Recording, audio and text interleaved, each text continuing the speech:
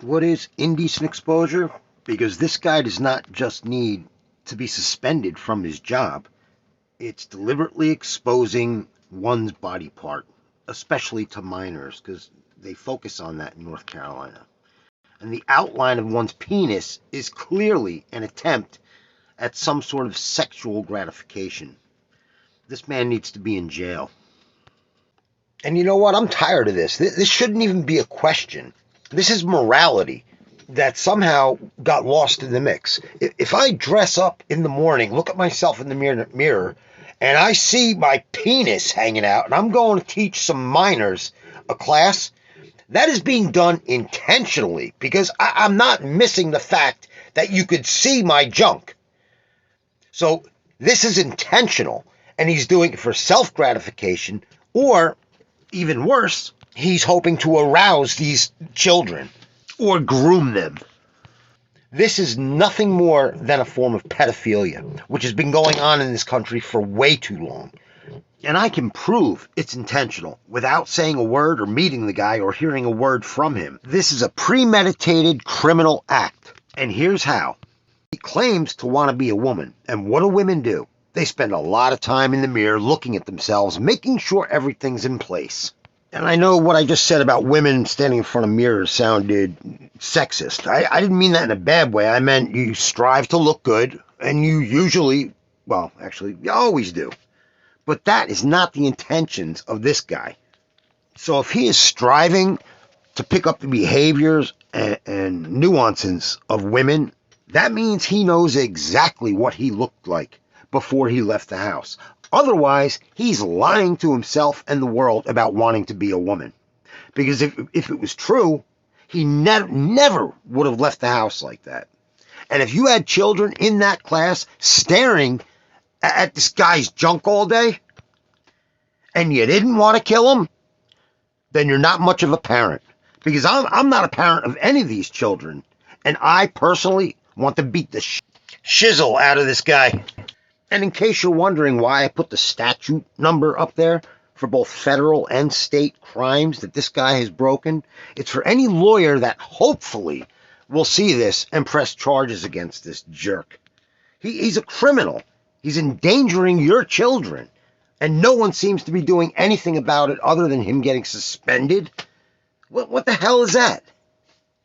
He should be in jail for a very long time. And so there you go. There's intent, there's motive, and the evidence is clear as day if you watch the disgusting video.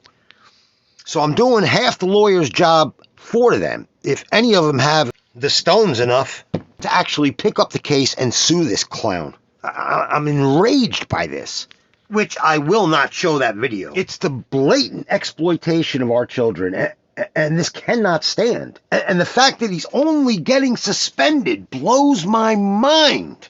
And what I meant to say is not the lawyers. I meant a prosecutor somewhere has to review this case. You can prove intent so easily.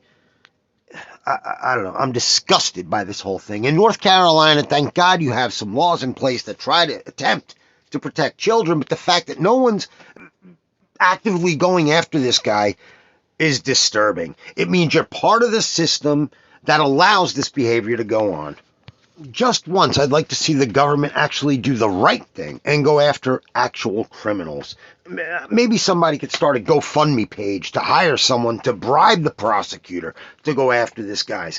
I mean, otherwise, you lead me to believe that you're part of the pedophilia ring, which is rampant across the country. And you know what? I wish all these cameras that they have in place spying on citizens would focus on these kind of people. And if we don't bribe a prosecutor, nothing's going to get done. I had to look this up, but Roy Cooper happens to be your governor, North Carolina, and he's part of the Democratic Party. Perhaps that has something to do with it. And yeah, I'm saying that about the Democratic Party. And I'll tell you what I've noticed about these lawmakers. Nothing ever happens or changes unless their children are directly affected by these sick people. Or one of their family members, or it affects them personally, whether it's, for their own personal gain, which then you'll never see a law against their ideals.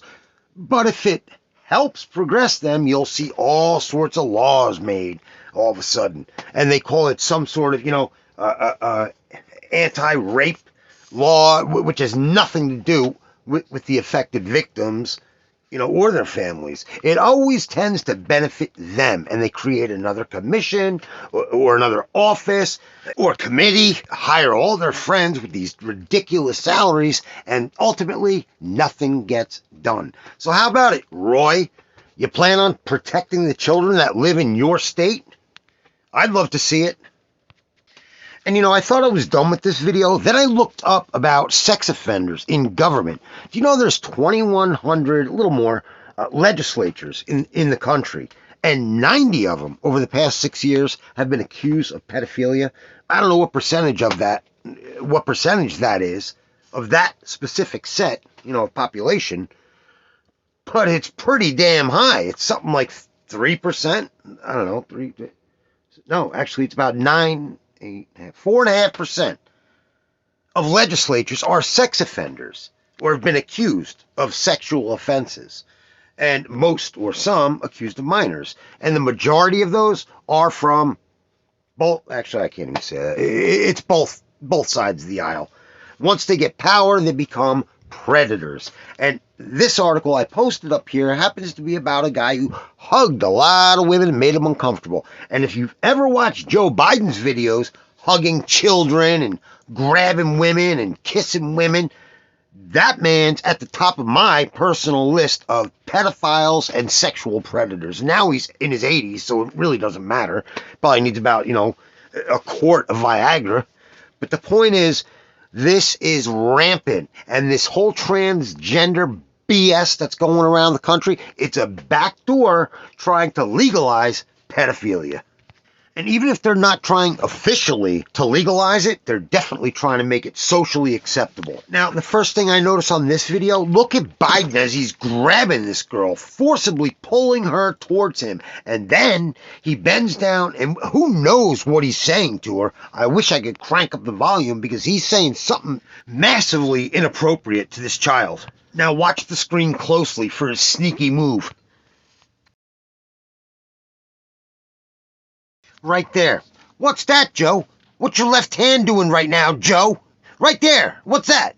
You son of a bitch. Nothing in the world will convince me that was accidental. And then he caresses her arm on the way down. How's your careers, Mom and Dad? He doesn't care. He's grabbing her closer. That freaking old man breath. And if you're a parent watching this happen and you don't react, I'd rather beat up you than Biden. And all of this stems from catering to these 1% transgender BS pedophiles. And whenever you see one of them trying to exert their will, trying to exercise their rights on our children, it's because somebody lobbied for them. Somebody in the 1% with a lot of money and corporate backing to push these laws onto us to, again, make it acceptable and protect these predators. And this last part of this one example, he leans in for a kiss like it's freaking his first date with this kid. Are you kidding me? And these parents watch this and allow this? You dirtbags, you should be in jail. Look at this child's body language and the expression on her face. This is disgusting. And you want to know what the sickest part about all this thing is? This whole thing that I get enraged about. I guarantee you both the mother and pervert Joe said very similar things. Be nice to Joe and you'll get ice cream later. I guarantee you something like that happened. I don't know how our society has degenerated to this point where we have to allow or sit by and do nothing while these people attack innocent children. And after Mommy told her to smile for the camera, look at the look on this poor kid's face. She is scarred for life because of our president. Freaking pedophile. Grabbing and yanking children, caressing their arms, whispering, kissing them, and that's in public. What do you think he's doing behind closed doors? I'm praying to God he's too old to get an erection, unlike the teachers walking around with boners under their dresses in front of your kids. And no one's doing a damn thing about it. And I might consider this a photo op or politics, take pictures with the children. But look at how satisfied this bastard looks after he grabs a child and molests them and says whatever he wants to them. It's obvious to me the government cannot clean up what's wrong in this country, and somehow, as citizens, we have to come together and get rid of this, because 4.5% of the government are pedophiles and sex offenders, and we sit back and say, oh, it's okay, I'll elect you again for next year. And we do nothing over and over and over. And who gets hurt? Your children, not their children, because they're protected in their financial bubble. Do you have a financial bubble? I guarantee you don't. I don't have a financial bubble protecting my children or nieces or nephews. And you idiot Democrat MRFers elect this scumbag into office as president. I can't, you know what? You ought to be ashamed of yourselves. And I hope to God this comes back and bites you in the ass somehow. Keep voting for the party that perpetuates this behavior and accepts it and makes laws to protect these people. The transgender community makes up 1% of America, if that. And yet the mainstream media interviews them, protects them, perpetuates their BS behavior, and allows this crap to go on instead of putting a spotlight on it and condemning it for what it is, pedophilia. And you know what? I'm not calling for insurrection.